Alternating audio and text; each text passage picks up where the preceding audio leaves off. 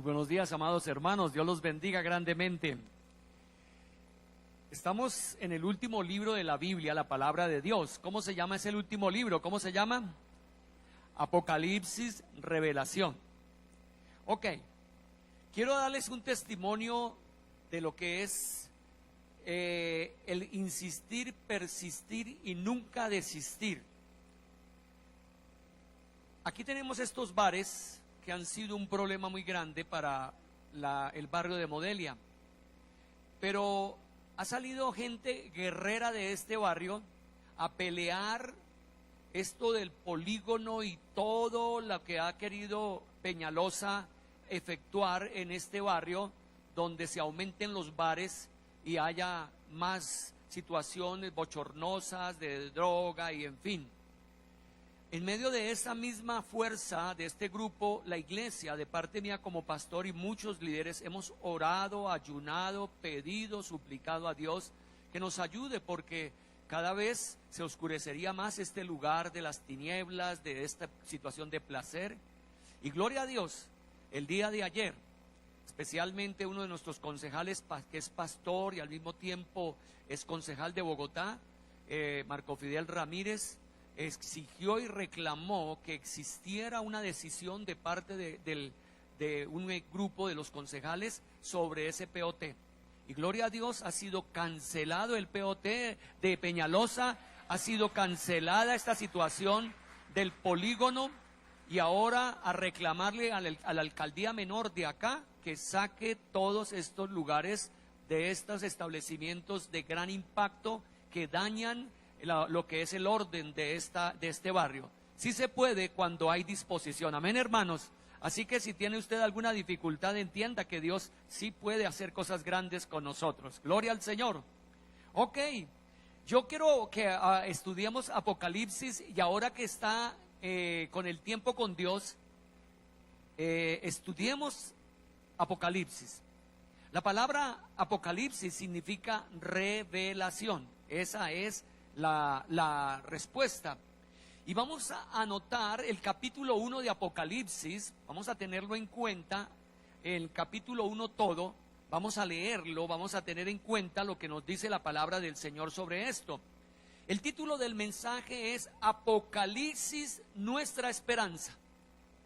Apocalipsis, nuestra esperanza. Vamos a anotar acá que tiene que ver con la revelación de Jesucristo. Recuerde una cosa, este escrito fue dado por Juan, el discípulo amado de Jesucristo, ya anciano, que fue colocado en una isla solitaria, la isla de Patmos, y en esa isla solitario, él tuvo una visión y una revelación profética de los acontecimientos futuros de la vida humana, y especialmente nos está hablando a nosotros que va a haber persecución a los que son creyentes, hijos de Dios, como lo tenía en ese momento toda la cristiandad en el momento con el emperador Nerón y después Domiciano, que fue terrible hasta matar a todo aquel que hablaba de Jesucristo y que predicaba la palabra o que insinuaba que Jesús era el Mesías, el Salvador. El imperio romano quería arrasar con la iglesia, pero se encontró con hombres y mujeres de oración, se encontró con hombres y mujeres dispuestos a morir, a hacer teas humanas, porque los llenó de fuego, los metió petróleo y todo, y los colocó dentro de la ciudad de Roma y otros lugares. Amados hermanos, ¿cuántos de ustedes son creyentes en Cristo? Levanten la mano. ¿Cuántos están dispuestos a pagar el precio por la fe en Jesucristo? Levanten la mano. Pues bien, este es el mensaje que hoy queremos mirar. Miremos primero los versículos 1 al 3. La palabra dice así: la revelación de Jesucristo que Dios le dio para manifestar a sus siervos las cosas que deben suceder pronto, y la declaró enviándolo por medio de su ángel a su siervo Juan, que ha dado testimonio de la palabra de Dios y del testimonio de Jesucristo, y a todas las cosas que ha visto. Bienaventurado el que lee, los que oyen las palabras de esta profecía y guardan las cosas en ellas escritas, porque el tiempo está cerca. Amén. Vamos a estar mirando ese principio, ese epígrafe de los primeros versículos, y entendamos que Apocalipsis, su propósito es consolar y estimular a los cristianos en sus persecuciones presentes y futuras, asegurándoles el triunfo final de Cristo y sus seguidores. También era necesario advertir a las iglesias contra el descuido en la doctrina o la experiencia espiritual. Yo quiero decirles, amados hermanos, que ha comenzado la persecución para la iglesia en el sector occidental, es decir, todo lo que es Europa, América del Norte, América del Sur. Todo este ambiente que usted está viendo de violencia, de protestas, de caminatas y todo, mucho de lo que tiene en el interior estas personas es una situación de incomodidad con todo lo fundamental de esta sociedad occidental, como es el cristianismo como tal. Quitar a los pastores, quitar a los sacerdotes, quitar a la iglesia. Ustedes pudieron ver en Chile que incendiaron una iglesia sin ningún ton ni son. La iglesia principal de Santiago de Chile fue quemada simplemente porque era una expresión de Dios, y por eso la destruyeron. Así que, amados hermanos, si vamos a ser personas victoriosas, tenemos que aceptar la persecución y aprender a sufrirla. Yo nací en la persecución evangélica. Cuando yo nací, hubo persecución de mi familia. Yo fui golpeado por ser cristiano en los colegios, y esto me ayudó a ser una persona buscadora de Dios en temprana edad. Ahora, otro punto peligroso en la iglesia y que está sucediendo, el descuido en la doctrina y la experiencia espiritual. Esta iglesia se la está suministrando grandes enseñanzas. Claro, tiene que usted madrugar un poco más o venir el martes. Pero muchos no quieren estudiar. Muchos quieren suponer que ya saben. Y tristemente, lo digo con toda esta autoridad, especialmente la juventud, no quiere estudiar de Dios, no quiere hacer tiempo con Dios, no quiere ayunar, no quiere orar. ¿Qué experiencia tiene de Dios? ¿Cuál es su experiencia? Y por eso fácilmente va a la universidad y lo doblegan las filosofías baratas ahora de este tiempo.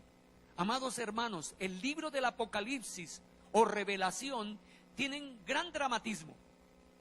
Las comentaristas todos subrayan el hecho de que uno de los claves de este libro es el número 7, dominante en todo el Apocalipsis. Un número, ¿el número cuál?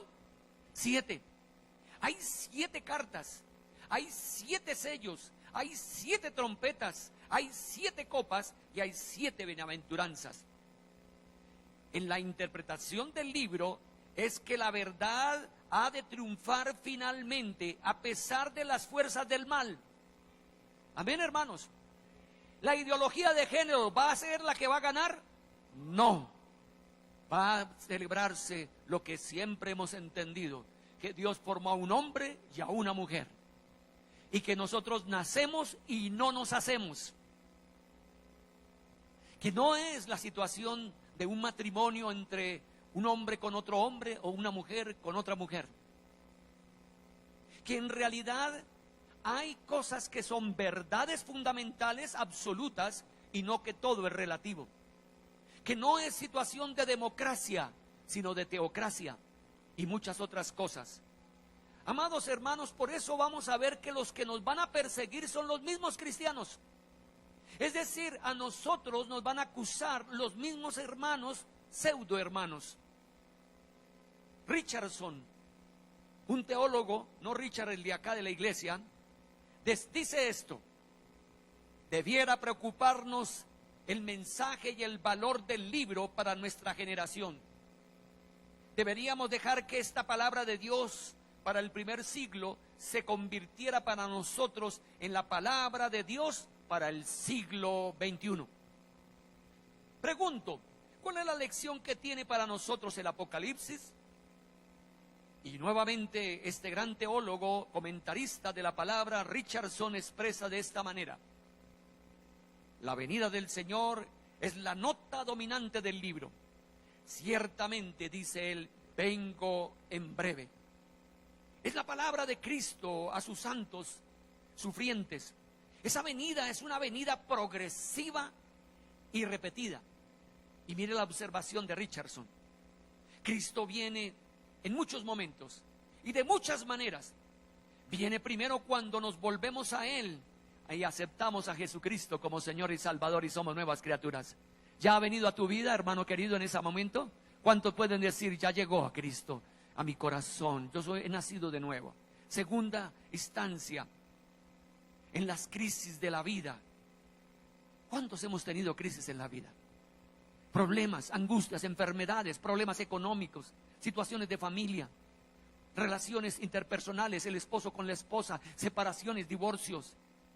En esas crisis de la vida clamamos a Él y Él viene para ayudarnos. ¿A cuántos el Señor nos ha ayudado? Él ha venido, pero también viene en la hora de la muerte a recibirnos consigo mismo. Y al final, en la plenitud del tiempo, vendrá visiblemente en gloria para cerrar la escena de nuestra historia terrenal y presentarnos en el juicio final. Amén, hermanos queridos. Porque habrá juicio. Porque el Señor dirá final, final y ya nada más. Ya no da más este mundo, esta sociedad, estos gobiernos, ya no da más. Y Él vendrá para reinar. Amados hermanos, el primer capítulo de Apocalipsis forma una introducción al libro mismo, que es primero el título, el propósito de ese escrito, seguido de una de una expresión de la salvación y la visión de Cristo. Entonces vamos a estar mirando esto. Apocalipsis, otra vez quiero decirles, significa revelación o descubrimiento. Eso es la palabra Apocalipsis. Vincent, otro teólogo, decía: aquí la revelación es el develamiento de los misterios divinos. Algo que estaba oculto va a ser manifestado a la humanidad y especialmente a su iglesia, nosotros los creyentes, para manifestar a sus siervos las cosas que deben suceder pronto. Y se desvela cumplimiento seguro y propósitos divinos. Ahora nosotros vivimos no según nuestro reloj. Nuestro reloj maneja segundos, minutos, horas, días, meses y años. Ese es el cronos que nosotros tenemos. Pero según lo entendido acá, el manejo del tiempo es esa parte que Dios nos habla del kairos, que es el tiempo de Dios. ¿Usted ha oído decir eso? El tiempo de Dios. Dios tiene su tiempo. Dios hace las cosas a su tiempo. Entonces, según el reloj de Dios, no el nuestro, esto de la revelación y todos estos últimos acontecimientos sucederán pronto. Y es la disposición práctica de Dios a cumplir sus promesas, más bien que definir un límite de tiempo. Él va a cumplir sus promesas. Él va a venir pronto. ¿Cuántos lo creen, hermanos queridos? Va a venir y va a destituir a los gobiernos y va a tener orden y va a separar a los justos de los pecadores. Él va a venir. ¿Cuántos lo están esperando, hermanos queridos? En la agenda de Dios, estos acontecimientos están programados definitivamente, pero no está a nuestro, nosotros conocer esa agenda total. Vamos a conocer y vamos a descubrir, vamos a ver la revelación en el Apocalipsis, pero muchas otras estarán guardadas en la agenda de Dios. Dice la palabra en Hechos capítulo 1, versículo 7, esto tan clave para los apóstoles de ese momento, y fue Jesús el que lo dijo, estas palabras que son importantes. Dice, y les dijo a sus discípulos: no os toca a vosotros saber los tiempos o los sazones que el Padre puso en su sola potestad. Hay cosas que Dios no le muestra a usted, pero van a ser realizadas y en su agenda están colocadas. pero se cumplirán pronto, gloria a Dios. Es rapidez de ejecución. Una vez que comienza la acción, sigue y continúa. El material de este libro está dado en los signos y símbolos. Es un lenguaje gramatical de la apocalíptica, que es una forma de utilizar, pues, digamos, seres, cosas, que no tenemos que interpretarlas a la minucia, sino solamente entenderlas, percibirlas, como la bestia, como los jinetes, como las copas, ¿sí? Como otros más. Otro teólogo, McDowell, observa: el autor implica que el mensaje que ha recibido está siendo comunicado a sus lectores por medio de señales o símbolos que no deben ser interpretados literalmente. La revelación fue significada por un ángel, un mensajero, para comunicar esta revelación a los hombres. Miremos cómo es esta revelación. ¿De dónde viene la revelación? De Dios el Padre. ¿A quién fue entregada esa revelación? A su Hijo Jesucristo. Su Hijo Jesucristo envía un ángel. Ese ángel llega allá a la isla de Patmos a hablar con Juan. Y Juan tiene que conseguir aquellos ángeles o aquellos pastores o aquellos ministros para que vayan a las 7 iglesias y lo comuniquen. ¿Lo estamos entendiendo? Esa es la forma. Dios el Padre, Dios el Hijo, utiliza a un ángel, utiliza a un hombre y utiliza a otros hombres o mujeres. Ahora, ¿cuál es el contenido de esta revelación? Miremos allí en Apocalipsis capítulo 1, versículo 2. ¿Cuál es el contenido de la revelación? Dice que ha dado testimonio de la palabra de Dios, Juan, y del testimonio de Jesucristo de todas las cosas que ha visto. Entonces el contenido va a ser el testimonio de Jesucristo. El contenido va a ser el mismo testimonio de Juan. Tenemos un siervo que es Juan y a Jesucristo en su testimonio, hablando de todas las cosas que es necesario que usted sepa. De todas las cosas.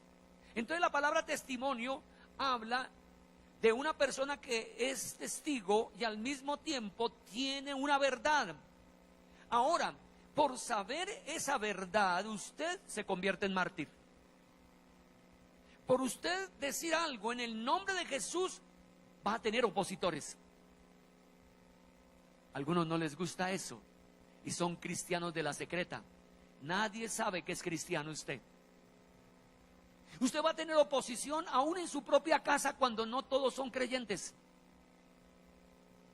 Cuando usted de un momento a otro, en medio de la revelación de Dios, el Señor le pide más consagración. Y alguno de su casa le dice: ¿qué es eso? Lo están lavando el cerebro. Usted está perdiendo el tiempo. ¿Qué hace usted ayunando? ¿Qué hace usted orando? ¿Qué hace usted leyendo la Biblia? Que la vida es trabajar, trabajar y trabajar. Y se burlarán de usted. Ser testimonio va a mostrar de que usted en alguna forma va a ser alguien que va a ser maltratado o un mártir. Y en este caso, el contenido de la revelación es que cuando usted aprende más de Dios, puede tener más enemigos, porque ellos no quieren saber nada de Dios. Esta es la época. Vaya usted a la universidad, vaya usted al trabajo, vaya usted a su lugar de vivencia familiar, y usted va a encontrarse con esta situación. Ahora, ¿qué cosas vio en esa visión? Es las que vamos a mirar. Pero el versículo 3, aquí viene una bendición de parte de Dios. Una bendición de parte de Dios. Y dice que bienaventurado, ¿quién? El que lee, los que oyen las palabras de esta profecía y que guardan las cosas en ella escritas, porque el tiempo está cerca. Aquí nos habla de una bienaventuranza. Bendecidos aquellos los que leen la palabra. Entonces, y cuando yo miré acá en un compendio, dice que el que lee pero en voz alta, en una congregación, en un grupo de personas, usted es bendecido cuando declara la profecía de este libro, en el lugar que está. No es solamente el que lee ahí y no habla, no, el que la declara. Al mismo tiempo, los que oyen y van a cumplirla, y los que guardan las cosas con ellas escritas, son los hacedores. Benditos los hacedores que oyen, entienden y la practican. Amén, hermanos. Ese es un libro de profecía. Ahora, vamos a notar que hay muchas bienaventuranzas de este libro. Yo quisiera que las leyéramos porque es una progresión. Cuando usted lee el libro, cuando usted entiende la profecía, cuando entiende los últimos tiempos que van a suceder o están sucediendo ya en la tierra, vamos a ver, en primera instancia fue la que leímos en el versículo 3, pero tenemos otras que están en el Apocalipsis capítulo 14, versículo 13. Aquí hay una bienaventuranza: bendito usted, bendito yo. Esa es la bienaventuranza. Y oí una voz que desde el cielo me decía, es desde el cielo, escribe: bienaventurados de aquí en adelante, ¿quiénes? Los muertos que mueren en el Señor. Sí, dice el Espíritu, descansarán de sus trabajos porque sus obras con ellos siguen. Gloria al Señor. Quiere decir que si yo soy un bienaventurado, usted también lo es. Porque cuando morimos, nosotros morimos para descansar en el reposo del Señor, y nuestro espíritu entonces descansará de sus trabajos. Nosotros descansamos y ahora estaremos en la gloria del Señor. Amén, hermanos. Decláreles esta bendición: yo soy un bienaventurado, yo soy una persona bendecido, aún en medio de la muerte soy bendecido. Gloria al Señor. En Apocalipsis capítulo 16, versículo 15, encontramos también esta palabra de la bienaventuranza. Y aquí declara nuestro Señor Jesucristo, el Hijo de Dios: he aquí, dice Él, yo vengo como, hermanos, como ladrón. Usted no sabe cuándo viene el ladrón. Así también, Señor, no sabemos cuándo viene. Pero dice: bienaventurado, ¿quién? El que vela y guarda sus ropas para que no ande desnudo y vean su vergüenza. Está hablando a su pueblo. ¿Quién es el que anda desnudo y en vergüenza? El que vive en pecado, el que vive metido en la sociedad, vivenciando las emociones, el placer, la forma de pensamiento. El que no tiene disposición a buscar a Dios en su casa está desnudo y está en vergüenza. Pero los que estamos cubiertos con las ropas celestiales estamos sin desnudez. Amén, hermanos. Bienaventurado usted, bienaventurado yo. Ahora, otra bienaventuranza en Apocalipsis 19, versículo 9, nos dice la palabra también otra bienaventuranza. Es el ángel que dice así. Ya no es Jesucristo. El ángel me dijo: escribe.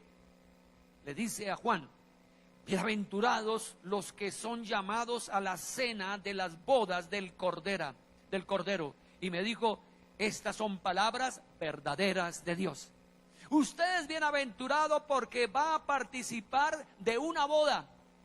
La boda es Cristo, el Hijo de Dios, el esposo, y la iglesia, todos aquellos lavados por la sangre de Cristo, viviendo en santidad, viviendo plenamente en Él, haremos un pacto eterno. Es una boda. Bienaventurado usted que participa de esa boda. Amén, hermanos.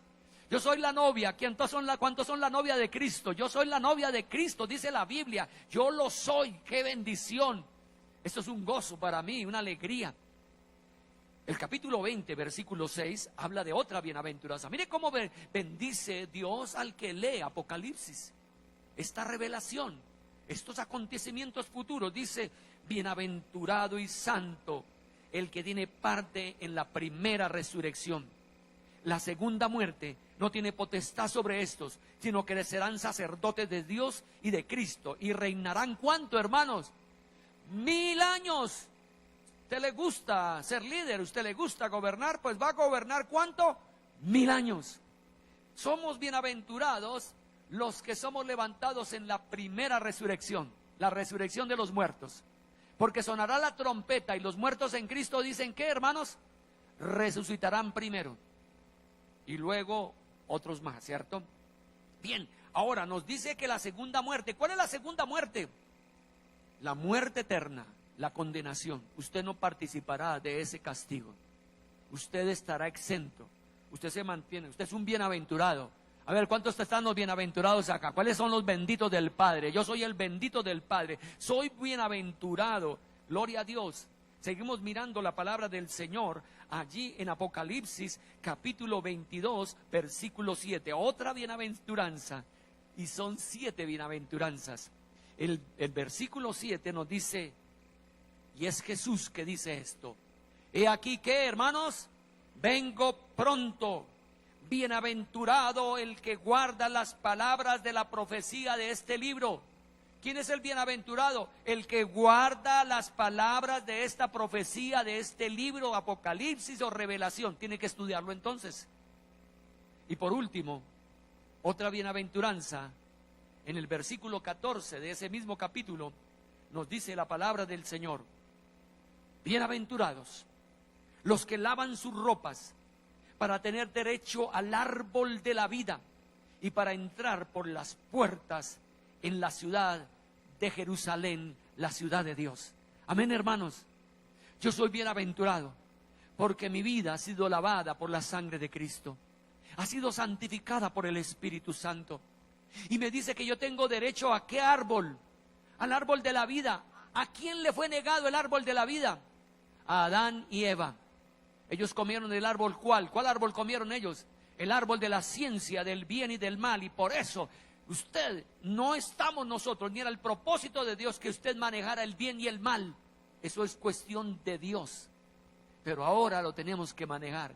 ¿Qué es bueno? ¿Qué es malo? ¿Qué es bueno? ¿Qué es malo? Eso no era el plan de Dios. Era que usted viviera en la vivencia de lo correcto, en el fluir de Dios a su vida. Pero usted va a comer del árbol de la vida para ser eternal. Gloria al Señor. Esas son las 7 bienaventuranzas. Ahora, amados hermanos, el tiempo está cerca. Y como hemos dicho, es el tiempo de Dios. El tiempo justo, propio, favorable.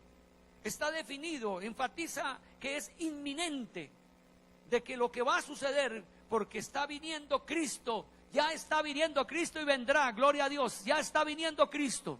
Mire todo lo que está sucediendo, todos los cambios. Uno queda sorprendido, uno queda anonadado de ver los cambios de las personas, de la personalidad, de la forma de vivencia de la gente. Sí, aún hasta los mismos hijos. Por eso uno tiene que ser celoso, hermanos. Y aún gente que no es de la iglesia, pero son analistas de la vivencia humana, saben de que este problema con este aparatico es terrible, terrible, terrible, terrible. Que si usted no sabe manejar y controlar a su hijo, al joven, esto le dañará su vida mucho. Si no tiene capacidad de decir no a lo que puede encontrar en este lugar. Vamos a ver la salutación. Vamos a anotar en el versículo 4 de Apocalipsis, capítulo 1, versículo 4, cuál es la salutación aquí que tenemos nosotros. En los versículos 4 y 5 dice así: Juan, a las 7 iglesias que están en Asia, gracia y paz a vosotros del que es, el que era y el que ha de venir, y de los 7 espíritus que están delante de su trono, y de Jesucristo el testigo fiel, el primogénito de los muertos, el soberano de los reyes de la tierra, al que nos amó y nos lavó de nuestros pecados con su sangre. Vean esta la salutación, ¿sí? Estamos viendo que Juan quiere hablarle. ¿A quién quiere hablar? A las 7 iglesias. A las 7 iglesias le quiere hablar. Él está dirigiéndose. ¿Por qué 7 iglesias? Hemos dicho que el 7 es un número ¿qué? Ahí, que va a estar continuo en el Apocalipsis. Usted va a encontrar entre 7 copas, 7 jinetes, 7, 7, 7. ¿Por qué el número es 7? El número 7, y en este caso de las 7 iglesias, es un símbolo de perfección para los judíos. Para nosotros no significa, es otro número más. Pero cuando un hebreo, para un judío, 7 es símbolo de perfección. ¿Lo pueden entender? 6 es símbolo de ¿qué? De hombre. cuando la Biblia habla el número 666, está hablando de una trilogía humana. El 6 es símbolo humano, el 7 es símbolo de Dios y algo de perfección, algo completo, algo sagrado, y representa a toda la iglesia. Entonces aquí Juan le va a escribir a toda la iglesia en todo el mundo, en todas las edades. Dirige el libro Juan a la iglesia universal y habla a todas. Entonces, ¿será que Juan está hablando a esta iglesia? Claro, está hablando, estamos incluidos, porque el 7 es símbolo de perfección. A la iglesia pequeña, a la iglesia grande, a la iglesia de África, como a la iglesia diferente. Entonces, ahora él habla de los 7 espíritus. Expresan, y como es perfección el 7, como es completo, habla de los 7 espíritus, esperando el carácter completo y la universalidad de la obra del Espíritu Santo.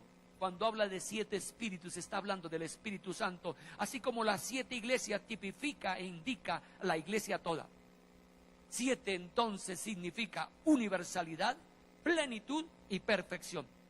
Jesucristo se describe como ¿qué? Vamos a mirar cómo se describe Jesucristo.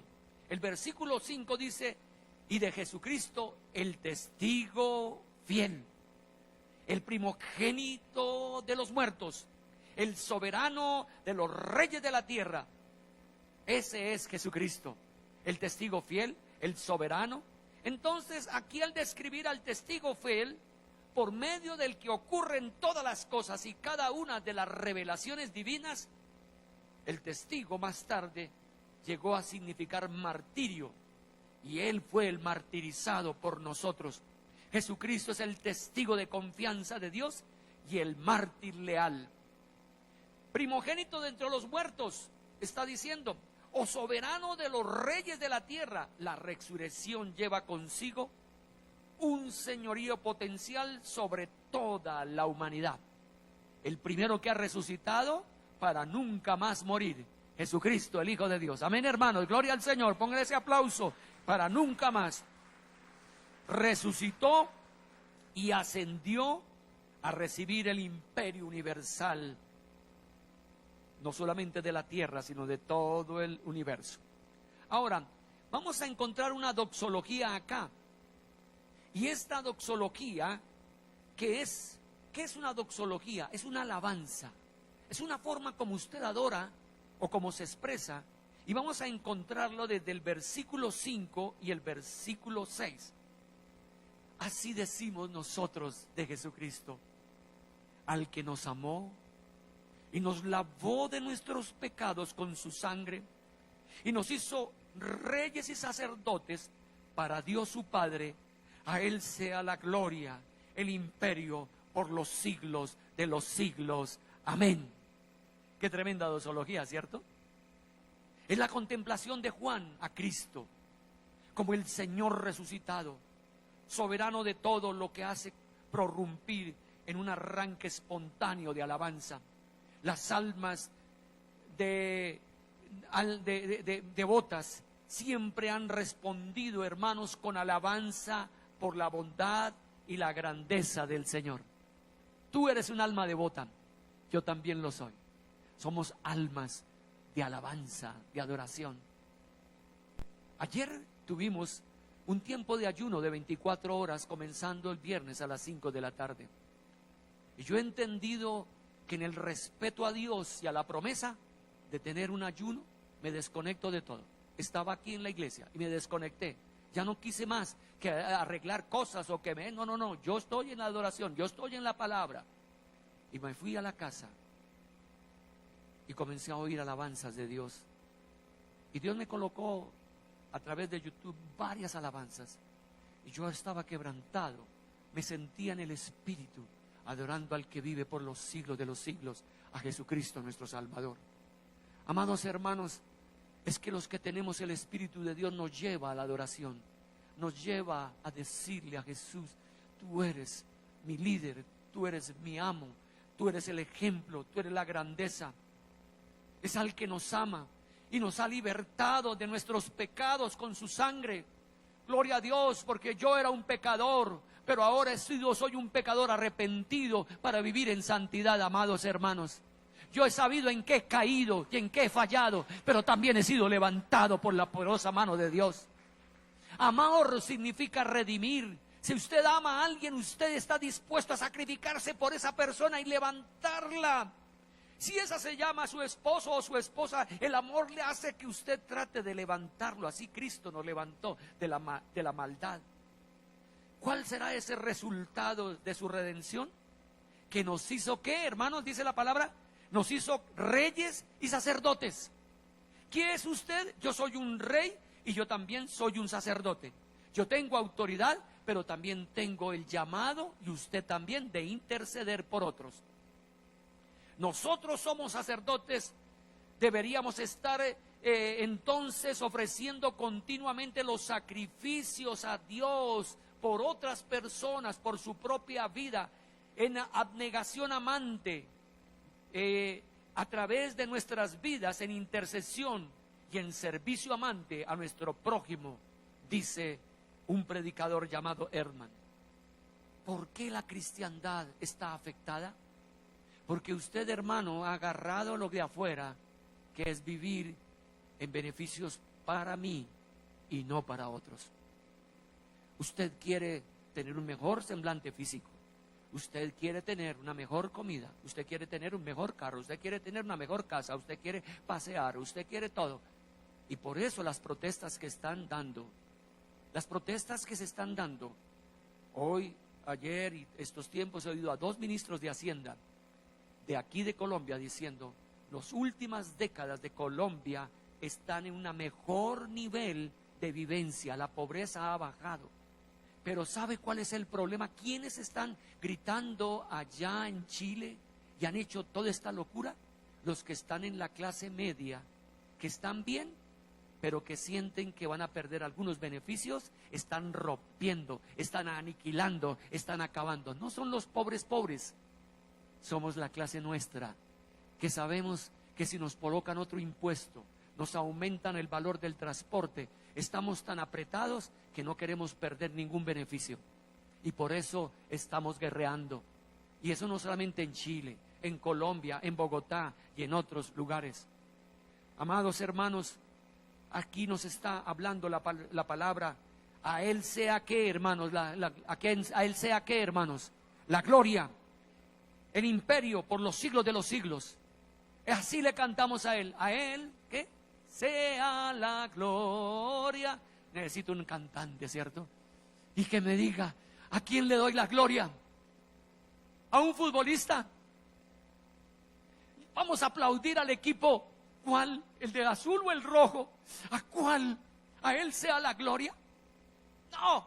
¿Será el presidente? ¿Será la nueva alcaldesa que tenemos? ¿Para quién es la gloria?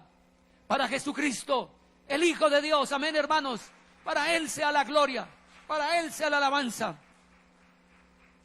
Si hay algo que Dios me quitó en mí, fue las canciones sentimentales a los 16, 17 años. Porque yo le daba la gloria al amor, por mi propio temperamento, al ideal de una mujer y por el amor de una mujer. Y lloraba y cantaba y tocaba guitarra.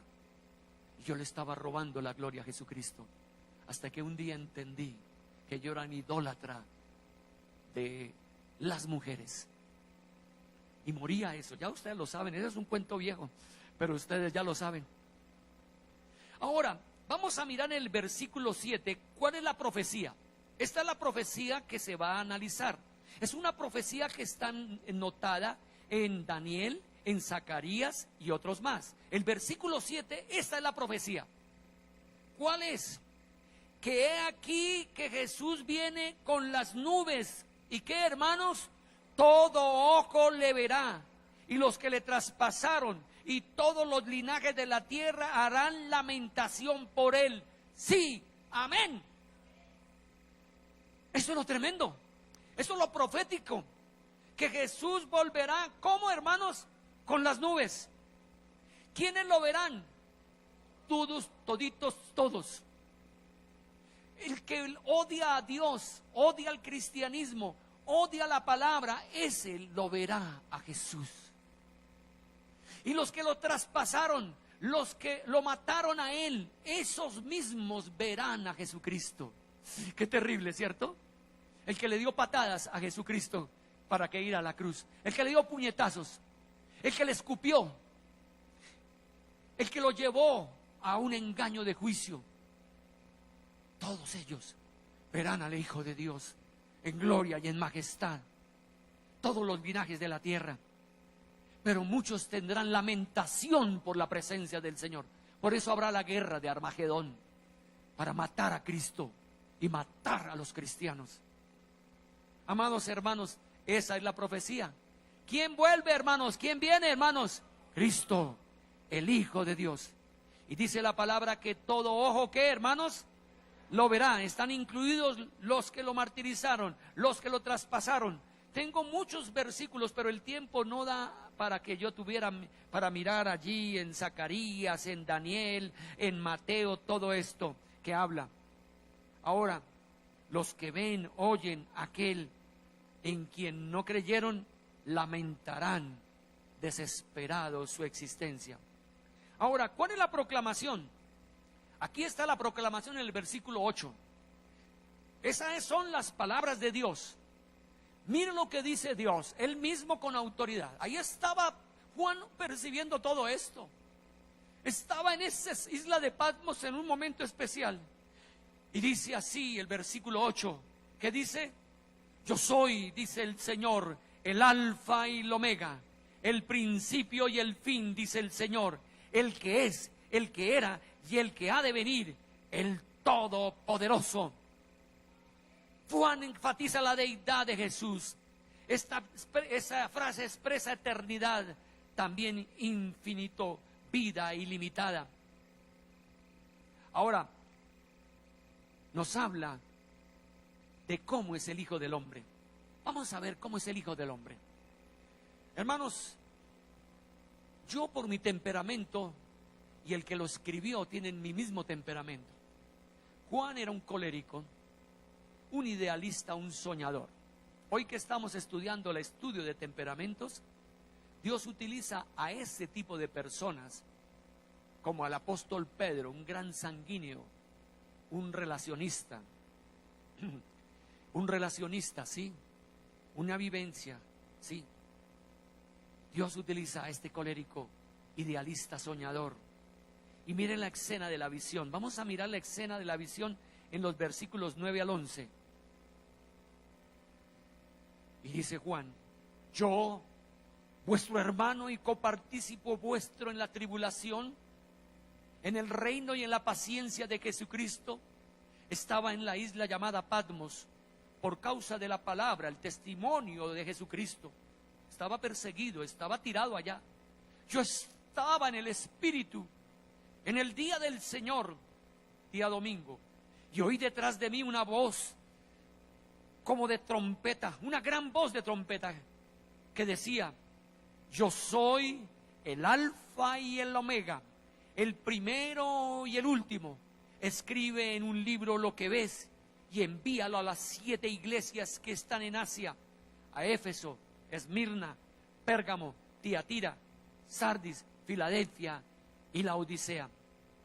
Antes de que Juan pudiera recibir un presagio o una situación de la orientación futura, una señal nueva, debía ver a Cristo mismo. En la isla de Patmos todavía tiene la visión y en el Espíritu del Señor ve. ¿Qué es lo que ve? ¿A quién ve? Al Hijo del Hombre, de pie, en medio de la iglesia. El libro del Apocalipsis fue escrito en días de gran aflicción para los cristianos. Y se torna más significativo en tiempos como aquellos. ¿Sabe, hermanos? Yo quiero hacer un paréntesis. ¿Sabe que en medio de la persecución, en medio de tus dolores, en medio de tus aflicciones, es cuando más identificas a Dios, más conoces de Dios? Porque en medio de ello, seguro estás clamando y pidiendo ayuda, auxilio, sí, clamor hacia Él, y Dios se manifiesta. Ahí estaba Juan No es la isla gozando allá en las playas de la isla de Patmos, no, es una isla difícil, una isla problemática, una isla volcánica. Él estaba orando a Dios, intercediendo, estaba en un día. El libro del Apocalipsis fue escrito en días de gran aflicción para los cristianos, y Juan estaba por consecuencia de su testimonio de la palabra, de ser un predicador, en esa pequeña isla, condenado, desterrado, una isla deshabitada. Era en la época del emperador Domiciano. Parecía que es lo que los tiempos de tribulación a menudo prepara la escena para la revelación de Dios hacia el hombre. ¿Qué significa estar en el Espíritu? Es la exaltación del profeta Juan bajo la inspiración del Espíritu de Dios. ¿Cuál sería el día? Ese día era el día del Señor. ¿Cuál es el día del Señor? El domingo, ya no el sabbat, el domingo.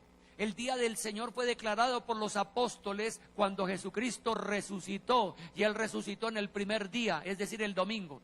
Entonces Juan está diciendo que la visión que tiene del Hijo de Dios es un día, ¿cuál? ¿El día cuál? El domingo. Y no estaba en una iglesia adorando a Dios, estaba solitario. Yo fui ahí a la isla de Patmos y estuve en la cueva donde él dormía. Y aquellos que tienen ese lugar como lugar santo manifestaban que cuando se vino la presencia de Dios, en un lugar rocoso, la roca está quebrada, y fue cuando se manifestó Dios, el Espíritu Santo, y nos mostraron, dijeron, aquí era donde colocaba su cabeza Juan, orando día y noche, y se hizo en la roca como un hueco. Ahí estaba. No estaba paseando, no estaba durmiendo, estaba intercediendo. Amados hermanos, oyó una voz, no una pequeña voz. ¿Cómo oyó la voz? ¿Cómo era la voz? Una gran voz, ¿cierto? Una gran voz, dice él mismo, ¿verdad? Tremendo. ¿Cómo era? Como de trompeta. ¿Cómo es una trompeta? Bueno, aquí los trompeteros. Sí, una trompeta suena, se oye a muchos lugares. Y esa voz dice, escribe. Eso es lo que va a decir, escribe. ¿Cuál es el tema de la visión? ¿Cuál es la visión? Entonces aquí está la visión. Él oyó una gran voz. Él percibió algo que estaba detrás de él. Y comienza ahí. Y me volví, versículo 12, para ver la voz que me hablaba conmigo. Y vuelto, vi 7 candeleros de oro. Y en medio de los 7 candeleros, a uno semejante al Hijo del Hombre, vestido de una ropa que llegaba hasta los pies, ceñido por el pecho con un cinto de oro. Su cabeza y sus cabellos eran blancos como blanca lana, como nieve, sus ojos como llama de fuego, y sus pies semejantes al bronce bruñido, refulgente como un horno, y su voz como un estruendo de muchas aguas. Ver al Hijo del Hombre, al Cristo glorificado, es humano pero transfigurado. Él vio una figura humana, pero era el Ser Supremo, soberano, con forma humana. Él percibió allí 7 candeleros, que son las 7 iglesias. El cuadro de Cristo en medio de su iglesia. Si las iglesias son lámparas, hermanos, se supone que iluminarán las tinieblas de este mundo. Amén, hermanos. Yo tengo que explicarle a los mayores, a los niños, a esto. Estás equivocado en la forma de pensar y de hablar. Así no se habla. Porque decimos que lo que nosotros pensamos y hablamos, eso somos. ¿Cómo usted dice groserías? ¿Cómo usted piensa negativamente? ¿Cómo usted dice groserías contra el presidente, contra las autoridades? ¿Por qué usted está saliendo a romper vidrios y a romper y a hacer protestas? ¿Eso lo hace un cristiano? No. Un cristiano se somete aún ante una autoridad incompetente y difícil. Hermanos, Moffat, otro teólogo, escribe: la función de las iglesias de esta iglesia es incorporar y expresar la luz de la presencia divina sobre la tierra. Su deber es mantenerse en la luz ardiente y brillante. De otro modo, desaparecerá la razón de la existencia de una iglesia. ¿Esta iglesia seguirá o no seguirá? Yo estoy dudándolo, hermanos queridos, porque este año el Señor me ha mostrado y me ha dicho: hay una iglesia envejecida, que es la iglesia de Modelia. La mayoría están de los 50 años para arriba, 45. Pero los de abajo, ellos no oran, ellos no estudian la palabra, ellos vivencian más videos y cosas en su casa y vivencian más el estilo de esta época que no mi estilo. ¿Cuántos vinieron jóvenes al ayuno? ¿Cuántos están preparándose de la juventud? Entonces el Señor decía: si ellos no llegan, esta iglesia quedará mucho más pequeña de lo que está. Ahora miremos la juventud, cómo ha sido en este momento acá en la iglesia. Yo he hablado con muchos de ellos, y lo único que yo entiendo, que yo no soy tanto autoridad para ellos. Ni Jesucristo, ni el Espíritu Santo, ni el Padre, ni la palabra. Hay otras autoridades. Aquí están. Están en su universidad, están en su trabajo, están los compinches. ¿Será que algún joven puede decir: no, yo voy a tomar el camino de Cristo en verdad, pagaré el precio? Amados hermanos, si yo soy pastor acá, pagué mi precio de ser cristiano a los 8 años, porque a los 8 años me dieron una juguetera todos los compañeros del colegio por ser cristiano evangélico. Y desde ahí hubo sufrimiento. Rompieron mi casa por ser cristiano. Maltrataron a familiares por ser cristiano. Pero yo, en vez de decir adiós a Dios, le dije Cristo. Y habían lágrimas muchas veces de la burla de profesores conmigo, y no me interesó.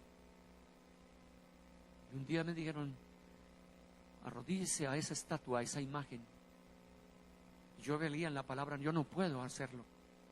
Y cogieron la regla, los propios profesores. ¡Tac! ¡Tac! ¡Tac! ¿Había bullying? Claro que lo había. Mucho más que ahora.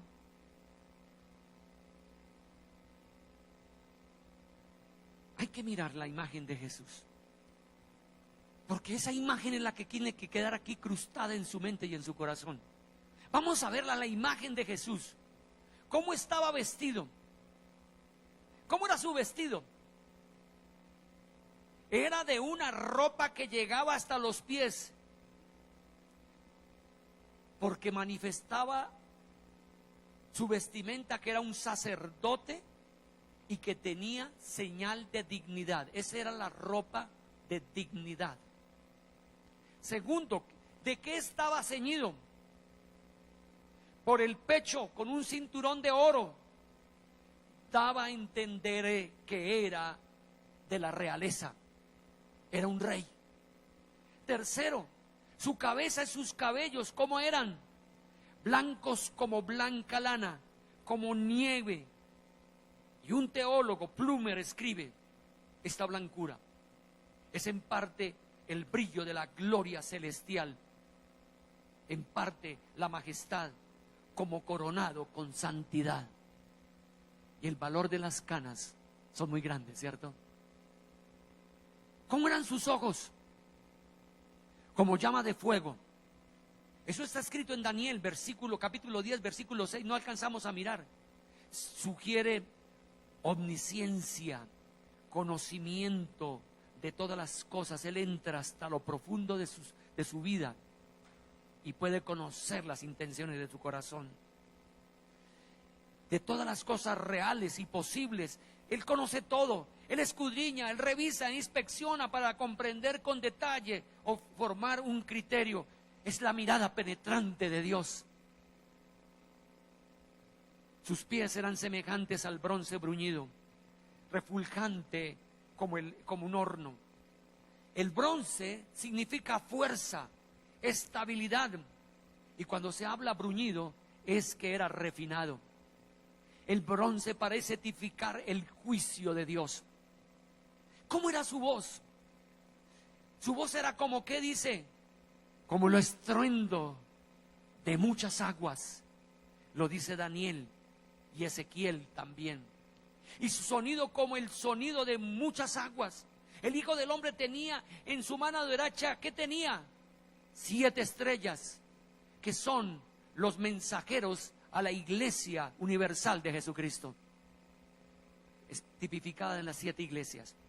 Y su boca de ella salía una espada aguda de 2 filos. Es una espada grande, larga, pesada, casi de alto como de un hombre, que se maneja con las 2 manos, afilada, y que puede penetrar profundamente. Isaías dice esto, y también lo habla, que la palabra es que entra a penetrar hasta lo profundo. Charles, no yo, otro teólogo comenta: la espada que procede de la boca del Hijo del Hombre es simplemente un símbolo de autoridad judicial. Libre o condenado, absuelto o en la cárcel. Esas son los que nosotros dejamos. ¿Cuál es el efecto de esta visión para terminar? ¿Qué pasó con él? Miremos qué pasó con él cuando percibió esto. En el versículo 17 nos dice qué le pasó a Juan cuando tuvo todo esto que estaba sucediendo. ¿Qué cayó? ¿Qué pasó? Cuando lo vi, caí como muerto a sus pies. No puedo. Nosotros no podemos con tanta magnitud, presencia y gloria del Señor. Pero ¿qué hizo el Señor Jesús? Lo tocó y lo restableció. Y le dijo: no temas, yo soy el primero y el último, el que vivo y estuve muerto, mas he aquí que vivo por los siglos de los siglos, amén, y tengo las llaves de la muerte, del Hades. Escribe las cosas que has visto y las que son, las que han de ser después de estas. El misterio de las 7 estrellas, y vamos a explicarlo acá, o él lo explica, que has visto en mi diestra, y de los 7 candeleros de oro, las 7 estrellas son los ángeles, los mensajeros, los pastores, sacerdotes de las 7 iglesias, y los 7 candeleros que has visto son, ¿qué? Las 7 iglesias. Toda la iglesia en general, en toda parte. Amados hermanos, ¿cuál es para usted la imagen de Dios? Porque de esa imagen que tenga metida aquí en la mente y en el corazón, es un producto de reacción hacia un mundo en tantas diferencias ideológicas, ante tanta problemática que hay de la vida. Quiero decirles mi testimonio. Yo a los 8 o 7 años vivencié que Dios sí existía. En el huerto de mi abuelita hubo una manifestación hermosa. Por eso queremos que los niños vengan a la iglesia, porque ellos perciben a Dios. Y a Dios se me manifestó, y yo lo percibí, que Él era el creador del cielo, de la tierra y todo el universo. Y yo creí que Él es Dios, que alguien controla a Dios, y nadie se burla de Él. Que se burla de su abuelito, de su papá, de su mamá, puede hacerlo, pero de Dios nadie se burla. Segunda instancia, yo percibía a Dios, al Hijo de Dios, en la época de las Navidades. Yo no sé cómo es su Navidad, pero para mí la Navidad, como fui metido en la iglesia desde temprana edad, cantábamos villancicos, cantábamos y habían regalos y todo, y siempre percibía el nacimiento de Jesús, el Hijo de Dios, es un regalo, es una bendición, es algo precioso, es algo hermoso, y cantábamos y adorábamos a Dios. Y de temprana edad adoré a Dios, que nació de la Virgen María para venir a estar con nosotros. Pero después yo percibí al Hijo de Dios cuando me encontré que yo era un pecador, que yo fallaba, que yo tenía necesidad de limpieza, que yo no tenía que, porque yo tenía también respeto que un día Dios podía quitarme la vida como casi me la quita a la edad de 27 años. Y yo entonces percibí y tengo la visión de un Cristo perdonador, de un Cristo que habla conmigo, de un Cristo que tiene paciencia conmigo, que Él me lava y me limpia de todos mis pecados si yo los confieso. Porque el que no confiesa sus pecados no prosperará, pero el que los confiesa y se aparta, dice la palabra que alcanzará misericordia.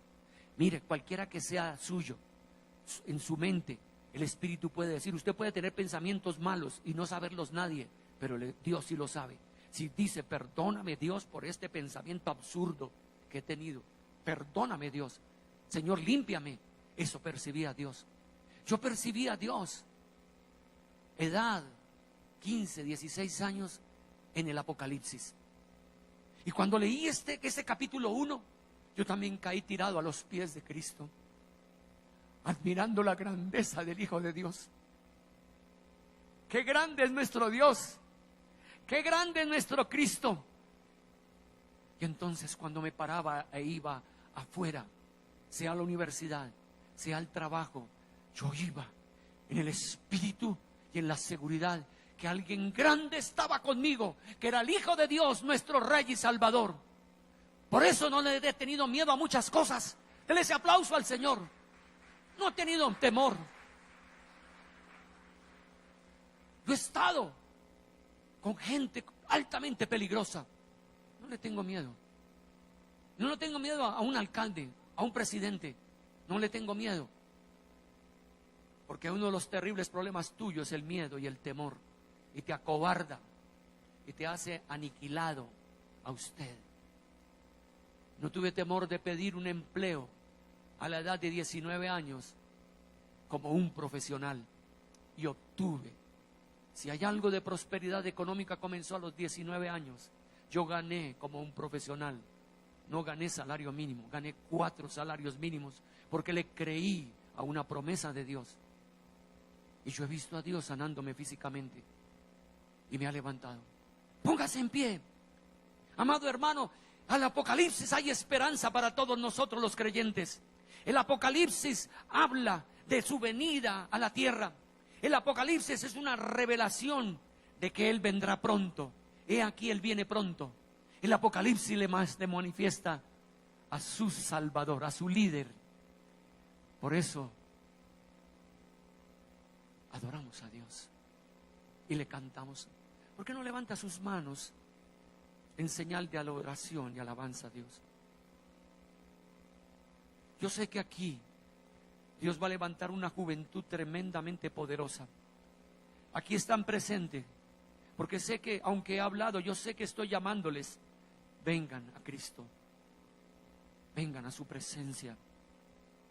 Ustedes van a tener que guerrearla duramente allá en la universidad, en el trabajo, en el colegio, o los que están en cualquier lugar.